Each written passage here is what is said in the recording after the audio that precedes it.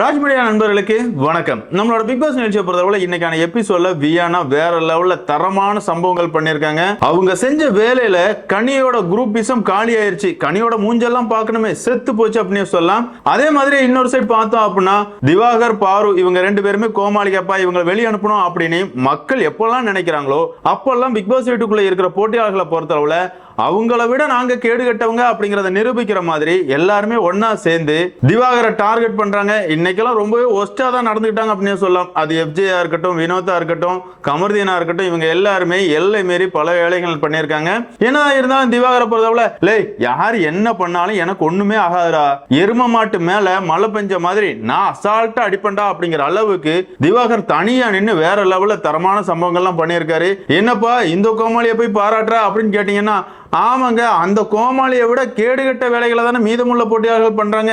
என்ன சொல்ல கால கொடுமை. எப்பா சீக்கிரமா வைல்ட் கார்டை உள்ள விடுங்கப்பா அப்படிங்கிற மாதிரி தான் நம்ம மனநிலை இருக்குது. சரி, என்னதான் இருந்தாலும் இன்னைக்கான எபிசோட்ல என்னெல்லாம் நடந்துச்சு அப்படிங்கறத டீடைலா பார்த்தலாம். வீடியோக்குள்ள போறதுக்கு முன்னாடி நம்ம சேனலுக்கு நீங்க புதுசா இருந்தீங்க அப்படின்னா மறக்காம சப்ஸ்கிரைப் பண்ணிருங்க. வாங்க வீடியோக்குள்ள போலாம். இன்னைக்கான எபிசோட பொறுத்தவரை எப்பவும் போலவே ஒரு கலகலப்பான பாட்டோட ஸ்டார்ட் ஆகுது. அதுக்கப்புறமா பார்த்தோம் அப்படின்னா சூப்பர் டீலக்ஸ் வீட்டை காட்டுறானுங்க. அந்த இடத்துல ரம்யாவா இருக்கட்டும் கனியா இருக்கட்டும் ரெண்டு பேரும் உட்காந்து புலம்பிட்டு இருக்காங்க. நம்ம இருக்கிறது சூப்பர் டீலக்ஸ் வீடா இல்லனா பிக் பாஸ் வீடு தான் இப்போ சூப்பர் டீலக்ஸ் வீடா இருக்குதா? அவங்க எல்லாம் விதவிதமா தின்னுகிட்டு இருக்காங்க, நமக்கு திங்கிறதுக்கு எதுவுமே கிடைக்கல அப்படிங்கிற மாதிரி கனி புலம்புறதெல்லாம் பார்க்கும்போது ஏமா உனக்கு இந்த புலம்பல்? மனசு கொஞ்சம் நல்லா இருக்கணுமா? மனசுல முழுக்க முழுக்க வன்மத்தை வச்சுக்கிட்டு நான் நல்லவ அப்படிங்கிற மாதிரி நடிச்சுக்கிட்டு இருந்தேன்னா உனக்கு என்னதான் கிடைக்கும் அப்படிங்கிற மாதிரி தான் எனக்கு தோணுச்சு. நீங்க என்ன ஃபீல் பண்ணீங்க அப்படிங்கறத கமெண்ட்ல மென்ஷன் பண்ணுங்க.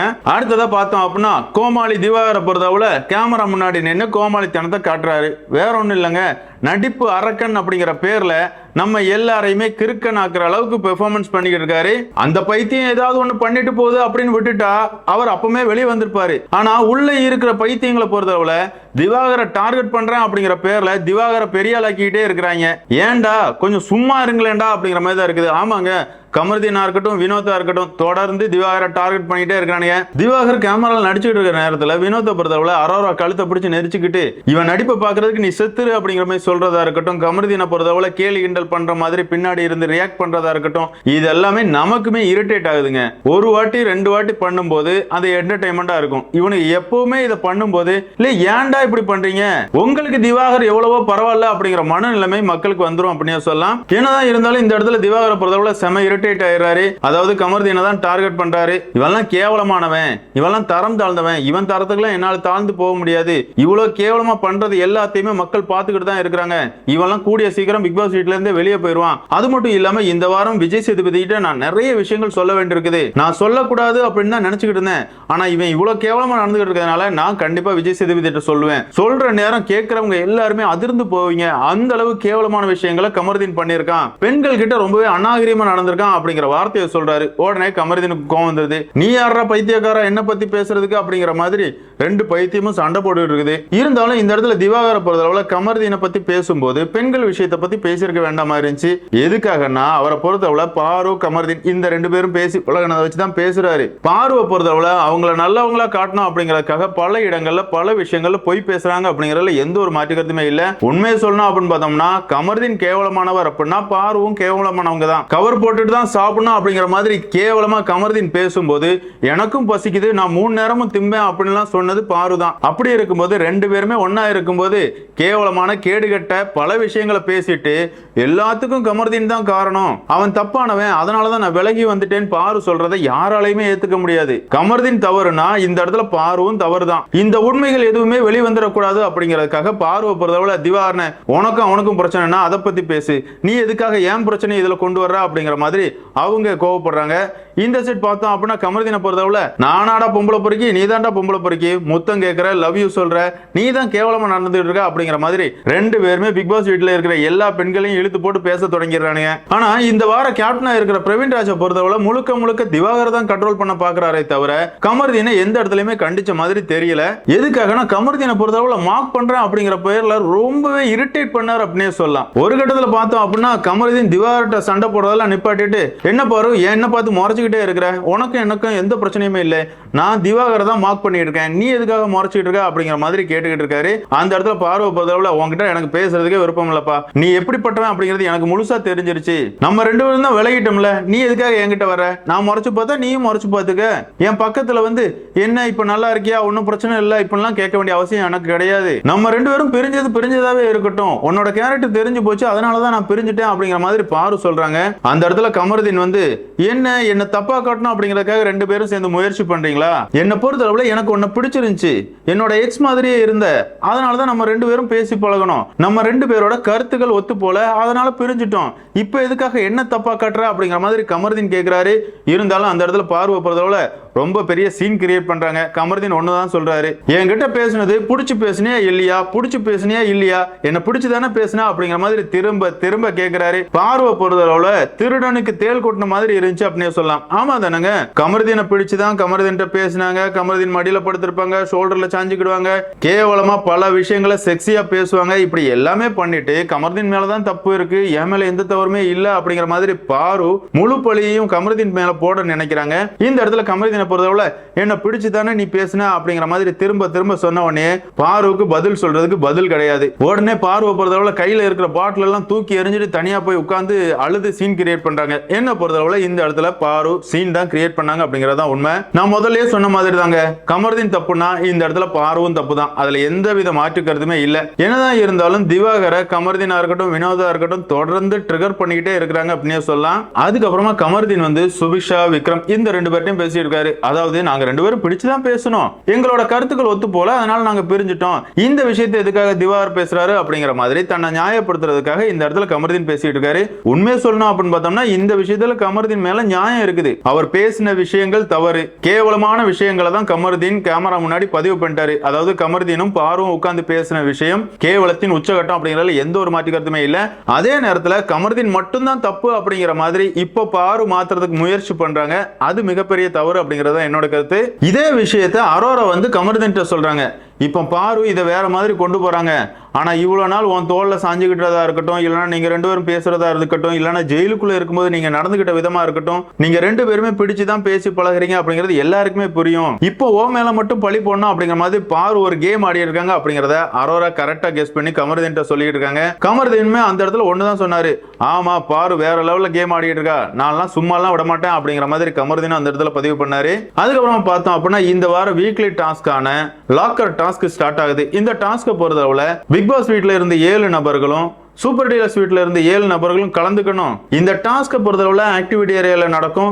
இதுல ஒவ்வொரு அணியில இருந்து 4 பேர் சாப்பாடு சாப்பிடணும். இதுல 2 விதமான உணவுகள் இருக்கும். அதாவது ஒரு உணவு கரெக்டா சமைச்சிருப்பாங்க, நல்ல சாப்பாடா இருக்கும். இன்னொரு உணவுல ஒன்னு உப்பு அதிகமா இருக்கலாம், காரம் அதிகமா இருக்கலாம், அப்படிப்பட்ட உணவுகள் இருக்கும். இதுல ஒரு அணி சாப்பிட்டுக்கிட்டு இருக்கும்போது அது நல்ல உணவா இல்லனா டேஸ்ட் கம்மியான உணவா அப்படிங்கறத ஆப்போசிட்ல இருக்கிறவங்க அவங்களோட ரியாக்ஷனை வச்சே கண்டுபிடிக்கணும் அப்படிங்கறது தான் டாஸ்கா இருக்குது.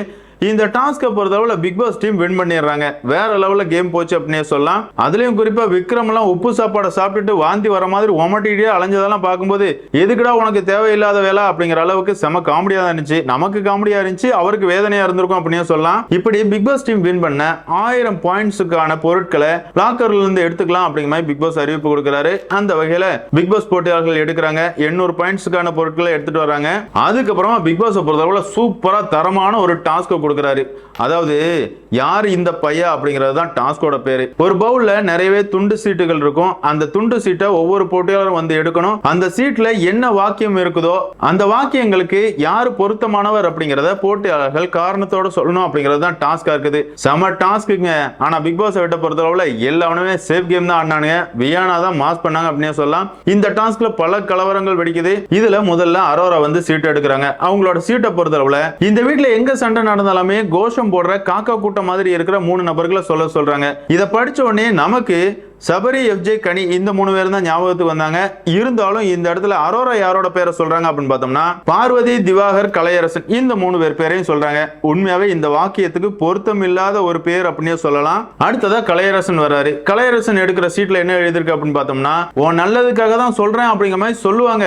இருந்தாலும் அவங்க சரியான விஷப்பாட்டில் அப்படிங்கிற மாதிரி இருக்குது. கலையரசனை பொறுத்தவரை அப்படிப்பட்ட நபர் அப்படின்னா வினோத் தான். நம்ம நல்லதுக்காக பேசுற மாதிரி பேசுவாரு, ஆனா நாமினேஷன்ல நம்ம பேரை போய் குத்தி வச்சிருவாரு, அந்த வகையில இவர் ஒரு விஷப்பாட்டில் அப்படிங்கிற மாதிரி கலையரசன் சொல்றாரு. அடுத்ததா வினோத் வராரு. வினோத் எடுக்கிற சீட்ல இந்த வீட்டோட அத்தான் யாரு செத்தான் யாரு அப்படிங்கிற மாதிரி லெட்டர் இருக்கு. அதாவது இந்த வீட்டுல நல்லவர் யாரு கெட்டவர் யாரு அப்படிங்கிற மாதிரி பொருள்படும். இதுக்கு வினோத்தை பொறுத்தவரை அத்தான் அப்படின்னா கனிதான், கனி எல்லார்கிட்டையும் கனிவா பேசுறாங்க. அதே நேரத்துல செத்தான் வந்து கலையரசன், அவன் ஒரு விஷம் அப்படிங்கிற மாதிரி வினோத் சொல்றாரு. கனியக்காவா கனிவானவங்க அப்படிங்கிற மாதிரி நமக்கு ஃபீல் ஆச்சு. ஆமா தானங்க. அடுத்ததா கமர்தீன். கமர்தீன் எடுக்கிற சீட்ல மேல் மாடி காலியா இருக்கிற 2 நபர்களை சொல்றாங்க. கமர்தீன் வந்து கொஞ்சம் கூட யோசிக்காம திவாகர் பாரு இந்த 2 பேரையும் சொல்றாரு. உண்மையை சொல்லணும் அப்படின்னு பார்த்தோம்னா மேல் மாடி காலியா பிக் பாஸ் வீட்டுக்குள்ள சுத்திக்கிட்டு இருக்கிறது அப்படின்னா என்ன பொறுத்தவரை கமர்தீன் தான். என்ன பேசுறோம், எந்த இடத்துல எது பேசக்கூடாது அப்படிங்கிற எந்த அறிவும் இல்லாம கண்டதையும் உளறி வாங்கி கட்டுறது கமர்தீன் தான். அவர் இந்த இடத்துல திவாகர் பாரு இந்த 2 பேரையும் சொல்றாரு. அடுத்ததா திவாகர் வர்றாருங்க. திவாகர் எடுக்கிற சீட்ல முகத்துக்கு முன்னாடி நல்லா தான் பேசுவாங்க, ஆனா பின்னாடி போய் நாமினேட் பண்ணுவாங்க, அப்படிப்பட்ட நபர்களை சொல்றாங்க. அந்த வகையில திவாகர் யாரெல்லாம் சொல்றாரு அப்படின்னு பார்த்தோம்னா கமர்தீன், வினோத், பிரவீன்ராஜ் இந்த 3 பேரையும் சொல்றாரு. உண்மை சொல்லணும் அப்படின்னு பார்த்தோம்னா முதல் 2 நபர்களை சொல்லலாம். அதாவது பிரவீன்ராஜா இருக்கட்டும் வினோத்தா இருக்கட்டும் பல இடங்கள்ல நல்லா பேசுற மாதிரி பேசிட்டு நாமினேஷன்ல கண்டிப்பா திவாகர் பேரை தான் சொல்லுவாங்க. அதை கரெக்டா திவாகர் வந்து கெஸ் பண்ணிருக்காரு அப்படின்னு சொல்லலாம். அடுத்ததா கனி வர்றாங்க. கனி எடுக்கிற சீட்ல இந்த வீட்டுல வேலை செய்யாம வேலை செய்யற மாதிரியே பாவலா பண்ற 2 பேரை சொல்லியிருக்கு. அந்த வகையில கனி வந்து பாரு திவாகர் இந்த 2 பேரையும் சொல்றாங்க. அடுத்ததா கெமி வர்றாங்க. கெமி எடுக்கிற சீட்டை பொறுத்தவரை இந்த வீட்டுல நடிப்பு அரக்கனுக்கே டஃப் கொடுக்கிற நடிகர் யாரு அப்படிங்கிற மாதிரி 2 பேரை சொல்றாங்க. அதுக்கு கெமியை பொறுத்தவரை பார்வதி, வியானா இந்த 2 பேரையும் சொல்றாங்க. என்னப்பா என்ன பொறுத்தவரை இந்த பிக் பாஸ் வீட்டுக்குள்ள நடிப்பு அரக்கனுக்கே டஃப் கொடுக்கிற மாதிரி நடிக்கிறது அப்படின்னா சபரி, கனி இந்த 2 பேரும் தான். மனசுக்குள்ள இருக்கிறதெல்லாம் வன்மம் விஷம், ஆனா வெளியே நாங்க நல்லவங்க ரொம்பவே நல்லவங்க அப்படிங்கிற மாதிரி நடிச்சுட்டு இருக்காங்க. வெளியே இருந்து பாக்குற நமக்கு தெரியுதுங்க, உள்ள இருக்கிற எல்லா முட்டாள் கூட்டமுமே அவங்க நல்லவங்க அப்படிங்கிற மாதிரி நம்பிக்கிட்டு இருக்காங்க. அடுத்ததா உத்தமர் விக்ரம் வராரு. விக்ரமுக்கு வர்ற சீட்ல இவங்களுக்கு எல்லாம் பேமெண்ட் எதுவுமே கொடுக்க வேண்டிய அவசியமே கிடையாது, பஸ் டிக்கெட்டுக்கு மட்டும் பணம் கொடுத்தா போதும் அப்படிங்கிற மாதிரி சீட் இருக்குது. இத படிச்சுட்டு இவர் பாசிட்டிவா பேசுறாராம். அதாவது சபரி, கெமி, பிரவீன் இவங்க 3 பேருமே செமையா ஆக்ட் பண்றாங்க, சின்ன விஷயத்த கூட சூப்பரா பண்றாங்க அப்படிங்கிற மாதிரி பாராட்டி தள்ளுறாரு. பிக் பாஸ் பொறுத்தவரை டாஸ்க புரிஞ்சுக்கிட்டு விளையாடுறா அப்படிங்கிற மாதிரி செருப்படி கொடுக்குறாரு. அதுக்கப்புறமா விக்ரம பொறுத்தவரை கலையரசன், திவாகர் இந்த 2 பேரையும் சொல்றாரு. அதுக்கும் பிக் பாஸ் பொறுத்தவரை எப்பா திவாகர்லாம் எதுவுமே பண்ணல அப்படின்னு சொன்னா எப்படிப்பா ஏத்துக்க முடியும், நீ போய் உட்கார்ந்துட்டு தைரியமானவங்க யாராவது இருந்தாங்க அப்படின்னா இந்த சீட்டுக்கான பதில சொல்லு அப்படிங்கிற மாதிரி போய் உட்கார வச்சிடறாரு. அதுக்கப்புறமா எஃப்ஜே வராரு. எஃப்ஜே பொறுத்தவரை திவாகருக்குலாம் பேமெண்டே தேவையில்லை, அவரை பொறுத்தவரை பிக் பாஸ் வீட்டுக்குள்ள ரீல்ஸ் மட்டும் தான் பண்ணிட்டு இருக்காரு, வீட்டுல இருக்கும்போது மொபைல்ல பண்ணிட்டு இருந்தாரு, இப்போ பிக் பாஸ் வீட்டுல இருக்கிற கேமரால பண்ணிட்டு இருக்காரு அப்படிங்கிற சொல்றாரு. அதே மாதிரியே துஷார், கலையரசன் இந்த 2 பேரையும் சொல்றாரு. திவாகர் பேரை சொன்ன உடனே திவாகருக்கு செம காண்டாயிருது. நான் கண்டென்ட் கொடுக்கல அப்படின்னா 24 நாளா நீ என்னடா கிழிச்சுக்கிட்டு இருக்க, நீ எதையுமே கிழிக்கலடா, 24 மணி நேரமும் சீக்கு வந்த கோழி மாதிரி பெட்ஷீட்டை போத்துட்டு தூங்கிட்டு இருக்க, உனக்கு தான் அதிகப்படியா நாயே குலைக்குது, நீ எல்லாம் என்ன குறை சொல்றியா, என் கூட கம்பேர் பண்ணா எனக்கு 10% கூட நீ பிக் பாஸ் வீட்டுக்குள்ள எதுவுமே பண்ணல, வெளியே போய் பாரு, நீ வைரல் ஆயிருக்கியா நான் வைரல் ஆயிருக்கானா அப்படிங்கறது தெரியும், நான் தாண்டா பெர்ஃபார்ம் பண்ணிட்டு இருக்கேன், நீ எல்லாம் ஒண்ணுமே புடுங்கல அப்படிங்கிற அளவுக்கு எஃப்ஜே தரமா வச்சு செஞ்சுட்டாரு அப்படின்னு சொல்லலாம். அந்த இடத்துல எஃப்ஜே பொறுத்தவரை அவர் பேசுறது பேசட்டும், ஒன்னும் ப்ராப்ளம் இல்ல அப்படிங்கிற மாதிரி சொல்லிட்டு இருக்காரு. இருந்தாலும் திவாகர் விடுவாருங்க, ஆமாடா உனக்கெல்லாம் பயன்டா, சேஃப் கேம் ஆடிக்கிட்டு இருக்கடா, குரூப்பிசத்தை வச்சு தாண்டா இந்த பிக் பாஸ் வீட்டுக்குள்ள நீ ஓட்டிக்கிட்டு இருக்க, 2 வாரமா நாமினேஷன் ஃப்ரீ பாஸ் வாங்கிட்டு தப்பிச்சுக்கிட்டு இருக்கிற, 2 வாரம் தொடர்ந்து நாமினேஷன்ல வந்த அப்படின்னா மக்கள் உன்னை அடிச்சு பத்தி வெளியே அனுப்பிடுவாங்க, குரூப்பிசத்தை நம்பி எல்லாம் பிக் பாஸ் வீட்டுக்குள்ள அதிகப்படியான நாள்லாம் இருக்க முடியாது ராசா, உன்னோட கேம்லாம் முடிஞ்சு போச்சு, நீ எல்லாம் எதுக்குமே ஒர்த் இல்ல அப்படிங்கிற மாதிரி எஃப்ஜே தரமா வச்சு செய்யறாரு. உண்மையை சொல்லணும் அப்படின்னு பார்த்தோம்னா திவாகர் சொன்ன எல்லாமே 100க்கு 100% உண்மை அப்படினே சொல்லலாம். 2 வாரம் நாமினேஷன் ஃப்ரீ பாஸ் வாங்கியிருக்கான், அதுக்கு முந்தின வாரம் நாமினேஷன்ல இருந்தான், ஓட்டிங்ல கடைசி இடத்துக்கு முன்னாடி தான் இருந்தான், அடுத்த வாரம் நாமினேஷன்ல வந்திருந்தான் அப்படின்னா கண்டிப்பா மக்கள் அடிச்சு பத்தி வெளியே அனுப்பியிருப்பாங்க. இப்படிப்பட்ட பொறுக்கி பிக் பாஸ் வீட்டுக்குள்ள இருக்க வேண்டிய அவசியமே கிடையாது, வெளியே போடா ராஸ்கல் அப்படிங்கிற மாதிரி விரட்டி விட்டுருப்பாங்க. அந்த வகையில எஃப்ஜே வந்து குரூப்பிசத்தால தான் தப்பிச்சுக்கிட்டு இருக்கான் அப்படிங்கறத இந்த இடத்துல திவாகர் போட்டு உடைச்சிட்டார் அப்படினே சொல்லலாம். இப்படி திவாகரை பொறுத்தவரை எஃப்ஜே போட்டு கிழிச்சு எடுக்கும் போது திவாகரை ஸ்டாப் பண்றதுக்காக பிரவீன் பிரவீனா இருக்கட்டும் எல்லாருமே மல்லு கட்டிட்டு வர்றாங்க, திவாகர் உட்காருங்க அப்படிங்கிற மாதிரி. பார்வை பொறுத்தவரை எப்பவுமே ஏத்தி விடுற மாதிரி திவாகரை ஏத்தி விடுறாங்க. திவாகர் உண்மைகளை தான் சொன்னாரு, அவர் சொன்னதுல எந்தவித பொய்யுமோ தவறுமே கிடையாது அப்படின்னு சொல்லலாம். திவாகர் எஃப்ஜே இப்படிலாம் பேசிட்டு இருக்கும்போது எஃப்ஜே பல குரலி வித்தையெல்லாம் காட்டினான். இதெல்லாம் பார்க்கும்போது கனி இப்போ உங்களுக்கு கண்ணு தெரியலையா, அவன் இப்படி குரலி வித்தை காட்டும் போது அவனோட சட்டெல்லாம் கலண்டு அவன் ட்ரெஸ் இல்லாம தெரிஞ்சானே, திவாகருக்கு ஒரு நியாயம், சபரிக்கு ஒரு நியாயம், எஃப்ஜேக்கு ஒரு நியாயமா? ஆமாங்க, திவாகரை பொறுத்தவரை தூங்கும் போது சட்டையை கலத்தி போட்டு தூங்குறாராம், அது கனிக்கு அன்கம்ஃபர்டபுளா இருக்கான். அதே நேரத்துல எஃப்ஜேயும் சபரியும் அப்படித்தானே தூங்குறாங்க. என்னம்மா அவனுக்கு ரெண்டு பேரும் ஆணழகனுங்க, அவனுங்களை பாக்குறதுக்கு உனக்கு அழகா இருக்குது, திவாகர் சட்டையை கலத்தினா மட்டும் உனக்கு என்ன ஆகுது அப்படிங்கறது நமக்கு தெரியல. அதுக்காக திவாகர் சட்டையை கலத்தி போட்டு ரீல்ஸ் பண்றேன் அப்படிங்கிற பேர்ல கோமாளித்தனம் பண்றது சரின்னு நான் சொல்ல வரல, அதுவும் தவறு தான். நான் சொல்ல வர்றது கனியை பொறுத்தவரை எஃப்ஜே சபரி பண்ணா தப்பு இல்ல, திவாகர் பண்ணா தப்புன்னு சொல்றதுதான் நான் தப்புன்னு சொல்றேன். இருந்தாலும் இந்த இடத்துல எல்லாருமே திவாகரை கொஞ்சம் ஸ்டாப் பண்றாங்க, எப்ப டாஸ்க பண்ணி முடிக்கணும்பா, திவாகர் கொஞ்சம் அமைதியாரு அப்படிங்கிற மாதிரி அமைதியாக்குறாங்க. அதுக்கப்புறம் எஃப்ஜே கிட்ட சொல்லும்போது என்னால சொல்ல முடியாது, என்ன டென்ஷன் ஆக்கிட்டாங்க, நான் சொல்ல மாட்டேன் அப்படிங்கிற மாதிரி கொஞ்சம் ஓவரா சீன் கிரியேட் பண்றான். அதுக்கப்புறமா பார்வை எழுந்து வர்றாங்க, எப்ப அவன் பிறகு என்ன சொல்லட்டும், நான் சீட் எடுத்து வாசிக்கிறேன் அப்படிங்கிற சீட் எடுத்து வாசிக்க போறாங்க. அந்த இடத்துல கமர்தீனா இருக்கட்டும், வினோதா இருக்கட்டும், எஃப்ஜே இருக்கட்டும் மார்க் பண்றானுங்க. திவாகர் அவரோட கருத்துக்களை தான் பதிவு பண்ணாரே தவிர மத்தவங்களை பேச விடாமலாம் எதுவும் பண்ணல. அவர் பேசுற கருத்துக்கு எதிர்கருத்து இருந்தா இவங்க வைக்க வேண்டியது தானே. இவங்களை பொறுத்தவரை இவங்களுக்கு கருத்து எதுவுமே கிடையாது. சபரியோ கனியோ ஏதாவது சொன்னாங்க அப்படின்னா அவங்க சொல்றதா சரி அப்படிமே சொல்லுவானுங்களே தவிர இவனுக்கு சொந்த புத்தின்னு ஒண்ணு கிடையவே கிடையாது. அடுத்தவங்களை மார்க் பண்ணி உட்கார வைக்கலாம் அப்படிங்கறதா இவங்களோட எண்ணமா இருக்குது. என்னதான் இருந்தாலும் ஒரு வழியா பார்வும் சீட் எடுத்து வாசிக்கிறாங்க. அவங்களோட சீட்டை பொறுத்தளவுல இந்த வீட்டுக்குள்ள விக்டிம் கார்டை பயன்படுத்தி இருக்கிறது யாரு அப்படிங்கிற மாதிரி இருக்குது. அதுக்கு கமருதீன், அரோரா இந்த ரெண்டு பேரையும் சொல்றாங்க. உண்மையாவே ஆப்டான பேர் அப்படின்னு சொல்லலாம். கமருதீனை பொறுத்தளவுல என்னை யாருமே புரிஞ்சுக்க மாட்டாங்க, விஜய் சேதுபதி கூட என்ன புரிஞ்சுக்க மாட்டாரு அப்படிங்கிற மாதிரி பல இடங்கள்ல புலம்பி இருக்காரு. அதே மாதிரி தான் அரோராவை பொறுத்தளவுல என்னெல்லாம் கேம் ஆடுறாங்க அப்படிங்கறத நீங்களும் பார்த்துட்டு தான் இருக்கீங்க. அடுத்ததா எஃப்ஜே வந்து சீட் எடுக்கிறான். எஃப்ஜே சீட்ல இந்த பிக் பாஸ் வீட்டுக்குள்ள குழாயாடி சண்டைக்கு அனுப்பணும்னா யாரெல்லாம் அனுப்புவீங்க அப்படிங்கிற மாதிரி 3 நபர்களை சொல்றாங்க. அந்த வகையில எஃப்ஜே பொறுத்தவரை ரம்யா, பாரு, கமருதீன் இந்த 3 பேரையும் சொல்றாரு. உண்மையாவே எஃப்ஜேயோட இந்த கருத்து ஏற்புடையது அப்படின்னு சொல்லலாம். 3 பேருமே சண்டைக்கு சலச்சவங்க எல்லாம் கிடையாது. அதுக்கப்புறமா உத்தமர் சபரி வராரு. சபரி எடுக்கிற சீட்ல ஒரு சண்டை நடக்கும் போது 1 நிமிஷம் அப்படின்னு சொல்லி யாரையுமே பேச விடாத 2 நபர்களை சொல்லியிருக்காங்க. உண்மையை சொல்லணும் அப்படின்னு பார்த்தோம்னா 1 நிமிஷம் அப்படிங்கிற மாதிரி சொல்றது சபரி தான் அதிகமா சொல்லுவாரு.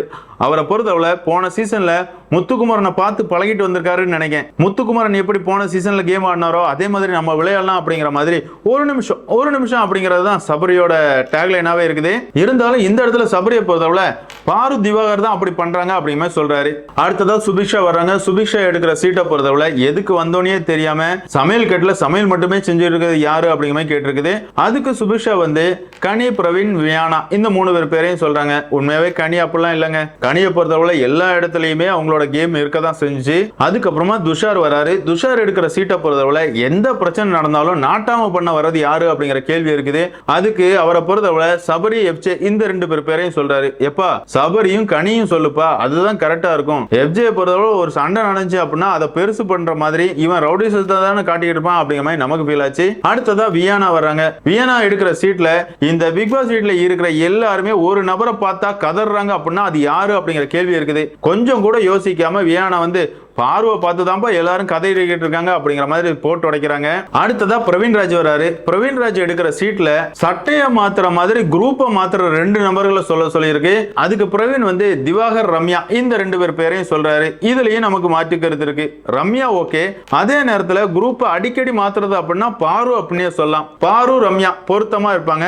அடுத்ததா ரம்யா ஒரு சீட் எடுக்கிறாங்க. ரம்யா எடுக்கிற சீட்ல இந்த பிக் பாஸ் வீட்ல இருக்கிறதுல சாப்பிடுறது, தூங்குறது ரிப்பீட்டட் அப்படிங்கிற மாதிரி இருக்கிற போட்டியாளர்கள் யாரு அப்படிங்கிற கேள்வி இருக்குது. இதுக்கு ரம்யா யாரோட பேரை சொல்றாங்க அப்படின்னு பார்த்தோம்னா திவாகர், பாரு இந்த 2 பேரையும் சொல்றாங்க. இதை கேட்ட பிக் பாஸ் பொறுத்தவரை ஏமா நீ சொல்றத நானே ஏத்துக்க மாட்டேன், மக்கள் எப்படிமா ஏத்துப்பாங்க, ஒழுங்கா சொல்லுமா அப்படிங்கிற மாதிரி சொல்றாரு. இதை கேட்ட திவாகரை பொறுத்தவரை பாத்தியா இந்த வீட்டுல நான்லாம் கேம் தான் ஆடிக்கிட்டு இருக்கேன், நீ தான் நாடகம் நடிச்சுட்டு இருக்க, எனக்கு கால் வலிக்குது, கை வலிக்குது அப்படிங்கிற மாதிரி எப்ப பாரு படுத்து தூங்கிட்டு தான் இருக்கிற, பிக் பாஸ் வீட்டுக்குள்ள நீ எதையுமே கிழிக்கல அப்படிங்கிற மாதிரி ரம்யாவோட முகத்திலே கிழிக்கிறாரு. ரம்யா ரொம்பவே ரொம்பவே அநாகரிகமா வாயா போயா அப்படிங்கிற மாதிரி பேசுறாங்க. ஒரு கட்டத்துல திவாகரை பொறுத்தளவுல உனக்கெல்லாம் தகுதி தராதரமே இல்ல அப்படிங்கிற மாதிரி பேசுறாரு. உடனே சபரி எழுந்து வர்றாரு. என் தங்கச்சி எப்படா நீ அப்படி பேசலாம் அப்படிங்கிற மாதிரி சண்டை போடுறாரு. அந்த இடத்துலயும் திவாகர் வந்து சபரி இப்படி குரூப்பிஸ் எல்லாம் பண்ணாத, இதெல்லாம் ரொம்ப தப்பு. என்னடா அவ வாடா போடான்னு சொன்னதெல்லாம் தப்பு இல்லையா, அதெல்லாம் தராதரமா, அதை தான் நான் சொன்னேன் அப்படிங்கிற மாதிரி திவாகர் சொல்றாரு. இருந்தாலும் சபரியை பொறுத்தவரை அப்படிலாம் என் தங்கச்சியை பேசக்கூடாது, என்ன தராதரம் இல்ல அவளுக்கு அப்படிங்கிற மாதிரி திரும்ப திரும்ப சண்டைக்கு வராரு. அந்த இடத்துல திவாகர் வந்து சபரி தேவையில்லாம குரூப்பிசம் பண்ணிட்டு இருக்காது அப்படிங்கிற மாதிரி சொல்றாரு. உடனே அந்த இடத்துல சபரி வந்து என் தங்கச்சிக்காக கேள்வி கேட்கறது குரூப்பிசம்னு சொன்னேன்னா நான் குரூப்பிசம் பண்ணுவேன்டா அப்படிங்கிற மாதிரி ரம்யா கையை பிடிச்சி இழுக்கிறாரு. ஏய் நீ என்ன ஹீரோ நினைச்சுக்கிட்டு இருக்கியா, நீ ஹீரோலாம் இல்லடா, சைடு ஆக்டர் மட்டும் தான்டா. வைல்ட் கார்டுல யாராவது ஒரு ஆள் ஹீரோவா வருவாங்களா அப்படிங்கிற எதிர்பார்ப்புல நாங்களே காத்துக்கிட்டு இருக்கோம். நீ என்னடா கோமாளித்தனத்தை பண்ணிட்டு இருக்க அப்படிங்கிற அளவுக்கு தான் சபரியோட ஆக்ஷன் சீன் இருந்துச்சு அப்படின்னு சொல்லலாம். இருந்தாலும் திவாகரை பொறுத்தளவுல அந்த இடத்துலயும் போட்டு பொழக்கிறாரு. நாமினேஷன்ல இருந்து தப்பிக்கணும் அப்படிங்கறதுக்காக தான் ரம்யா வந்து இப்படி குரூப் கூட சேர்ந்துட்டு சுத்திக்கிட்டு இருக்கா. பிக் பாஸ் வீட்டுக்கு வரணும் அப்படிங்கிற மாதிரி நாடகம் போடுவா. ஆனா சூப்பர் டீலக்ஸ் வீட்லயே இருக்கணும் அப்படிங்கறதுக்காக தான் எல்லாருக்கும் சொம்பு தூக்கிட்டு இருக்கா அப்படிங்கிற மாதிரி போட்டு பொலன்னு பொழக்கிறாங்க. ரம்யா ஒரு கட்டத்தில் ரொம்பவே அநாகரிகமா திவாகர்ட்ட வாடா போடான்னு திரும்ப திரும்ப கத்திட்டு இருக்காங்க. ஒரு வழியா இந்த சண்டை முடியுது. கடைசியா பார்த்தோம் அப்படின்னா வேற வழியே இல்லாம அரோரா கலையரசன் இந்த 2 பேரையும் ரம்யா சொல்றாங்க. உண்மையாவே ரம்யாவுக்கு இன்னைக்கு தரமான செயற்படியை திவாகர் கொடுத்தார் அப்படின்னு சொல்லலாம். ரம்யா உண்மையாவே போலியா நடிச்சுக்கிட்டு தான் இருக்காங்க. அதுலயும் குறிப்பா எஃப்ஜே, கனி, சபரி இவங்க கூட சேர்ந்துக்கிட்டோம் அப்படின்னா நமக்கு இவங்க எல்லாருமே சப்போர்ட் பண்ணுவாங்க, நம்ம அப்படியே நாமினேஷன்ல இருந்து தப்பிச்சு போயிட்டே இருக்கலாம் அப்படிங்கிறது தான் ரம்யாவோட கேம் பிளேயா இருக்குது. என்னதான் இருந்தாலும் இன்னைக்கான எபிசோட பொறுத்தவரை முழுக்க கனியோட ஜால்ரா கூட்டத்தை திவாகர் ஒரு ஆளா நின்று கதற விட்டுருக்காரு அப்படின்னு சொல்லலாம். அதுக்கப்புறமா பார்த்தோம் அப்படின்னா கடைசியா இருக்கிற சீட்டை வியானா எடுத்து வாசிக்கிறாங்க. அந்த சீட்ல ஜெயிக்கிற குதிரையில சவாரி பண்றது யாரு அப்படிங்கிற கேள்வி இருக்குது. இதுக்கு வியானா சொன்ன பதில் தரமான பதில் அப்படின்னு சொல்லலாம். அதாவது திவாகர் ரொம்பவே ஃபேமஸா இருக்காரு, திவாகரை வம்பளத்துக்கிட்டே இருந்தோம் அப்படின்னா நம்மளும் வெளியே தெரியும் அப்படிங்கிறதுக்காக வினோத் தொடர்ந்து திவாகரை டார்கெட் பண்ணிட்டு இருக்காரு அப்படிங்கிற மாதிரி சொல்றாங்க. உடனே வினோத்தை பொறுத்தவரை நான்லாம் அப்படி கிடையாது, நான்லாம் 20 வருஷமா ஃப்ரேம் அப்படிங்கிற மாதிரி சொல்லிட்டு இருக்காரு. வினோத் உண்மையாவே உங்களோட கேம் போன வாரம் நல்லா தான் இருந்துச்சு. எப்போ கமர்தீன் கூட சேர்ந்துக்கிட்டு திவாகரை ஒட்டுமொத்தமா டார்கெட் பண்ண தொடங்குனீங்களோ அப்போ இருந்தே உங்க மேல மக்களுக்கு வெறுப்பு வர தொடங்கிருச்சு அப்படின்னு சொல்லலாம். அதே மாதிரியே வியானாவை பொறுத்தவரை எஃப்ஜே, சபரி, கனி இந்த 3 பேருமே குதிரைகள் தான். ஒரு ஆள் காப்பாத்திக்கிட்டு கடைசி வரை 3 பேரும் கூட்டணியா போயிடணும் அப்படிங்கறது தான் அவங்களோட கேம் பிளே இருக்குது அப்படிங்கிற மாதிரி சொல்றாங்க. உடனே பிக் பாஸ் வீட்டுக்குள்ள கிடந்து காய் போயின்னு கத்துறாங்க. வியானா இதெல்லாம் தப்பு, நீ இப்படி சொன்ன உடனே திவாகர், பாரு சந்தோஷப்படுறாங்க, இதுதான் உங்களுக்கு முதல்ல இருந்து தேவைப்பட்டுச்சா அப்படிங்கிற மாதிரி என்னமோ வியானா சொன்னது தப்பு அப்படிங்கிற மாதிரி கூச்சல் போட்டு இருக்காங்க பிக் பாஸ் வீட்டுல இருக்கிற தற்கொலைகள். அந்த நேரம் பிக் பாஸ் பொறுத்தவரை வியானா என்னதான் இருந்தாலும் உங்களை பாராட்டுறேன், நீங்க சொன்ன பதில் தரமான பதிலா இருந்துச்சு, அது மட்டும் இல்லாம நீங்க தெளிவான விளக்கமும் கொடுத்திருக்கீங்க அப்படிங்கிற மாதிரி வியானாவை பாராட்டுறாங்க. அந்த நேரம் கனியோட மூஞ்ச காட்டுறாங்க. ஐயோ மாட்டிக்கிட்டான்டா, இவ்வளவு நாள் யாருக்கும் தெரியாம பண்ணிட்டு இருக்கோம் நினைச்சுக்கிட்டு இருந்தோம், ஊருக்கே தெரிஞ்சு போச்சா அப்படிங்கிற மாதிரி சபரி, எஃப்ஜே, கனி இந்த 3 பேரோட மூஞ்சி வாடி போச்சு அப்படின்னு சொல்லலாம். இதோட இன்னைக்கான எபிசோட முடிச்சிருக்கானுங்க. என்னதான் இருந்தாலும் இன்னைக்கான எபிசோட பொறுத்தவரை திவாகர் உண்மையாவே மாஸ் பண்ணிட்டார் அப்படின்னு சொல்லுவேன். எனக்குமே திவாகரை பிடிக்காதுங்க, ஆனா உள்ள இருக்கிற தற்கூறு கூட்டங்கள் எல்லாமே சேர்ந்து திவாகரை டார்கெட் பண்ணுது. அதே நேரத்தில் திவாகர் என்னதான் கோமாளியா இருந்தாலுமே அவர் ஒவ்வொரு ஆள் மேல வைக்கிற கருத்துக்கள் ரொம்பவே நேர்மையா இருக்குது. நம்ம என்ன நினைக்கிறோமோ அதை தான் பிக் பாஸ் வீட்டுக்குள்ள அவரும் சொல்லிட்டு இருக்காரு. அந்த வகையில திவாரோட கேம் பிளே வேற லெவல்ல இருக்குது. அதே மாதிரி வியானா மாஸ் பண்ணிட்டாங்க அப்படின்னு சொல்லலாம். இன்னொரு சைட் பார்த்தோம் அப்படின்னா பாரு அவங்களோட கேம்ல இருந்து கீழே இறங்கிட்டே வர்றாங்க அப்படிங்கறத உண்மை. பார்வை பொறுத்தவரை அவங்களோட ஸ்டாண்ட் ஒவ்வொரு வாரமும் ஒவ்வொரு மாதிரி மாறுது. அது அவங்களுக்கு தான் பேக் ஃபயர் ஆகும் அப்படிங்கிறது என்னோட கருத்து. என்னதான் இருந்தாலும் பிக் பாஸ் ரசிகர்களான உங்களை பொறுத்தவரை இன்னைக்கு திவாகர் போட்ட சண்டையில திவாகர் மேல நியாயம் இருக்குன்னு நீங்க நினைக்கிறீங்களா, இல்லனா அவர் ஒரு ஆள் தான்ப்பா எல்லா பிரச்சனைக்கும் காரணம் நீங்க நினைக்கிறீங்களா அப்படிங்கறத கமெண்ட்ல மென்ஷன் பண்ணுங்க. அதே மாதிரியே வியானாவை பத்தி நீங்க என்ன நினைக்கிறீங்க அப்படிங்கறத கமெண்ட்ல மென்ஷன் பண்ணுங்க. இந்த வீடியோ உங்களுக்கு பிடிச்சிருந்தா லைக் பண்ணுங்க, ஷேர் பண்ணுங்க, மறக்காம சேனலை சப்ஸ்கிரைப் பண்ணுங்க. Thank you friends.